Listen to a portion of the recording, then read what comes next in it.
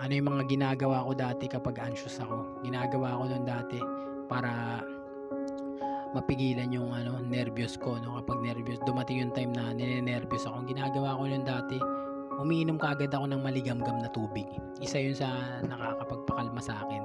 Kasi kapag takot na yung nangingibabaw sa atin, ninenerbyos na tayo, mahihirapan na mag-focus yung isipan natin, 'no.